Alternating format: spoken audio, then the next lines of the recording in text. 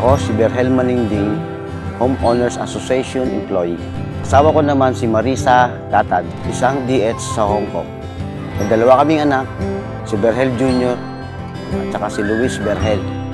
Nagsumikap siyang pumunta ng Hong Kong dahil sa pagmamahal niya sa mga bata. Na ibibigay yung gusto nila ng nanay nila na noon na halos hindi kumain. Nangingis ko na po si mama at yung pagkanta niya sa akin lagi natulog. Masaya kami pag lumalabas kami nila papa, pero mas masaya pag kasama namin si mama. Dahil sa'yo, dahil pagpunta mo dyan sa ibang bansa na nagsakripisyo ka, napunan yung pangangailangan ng mga anak natin at nakatulong ka rin sa akin. Manangingis ka na po namin. Mahal na mahal ka namin.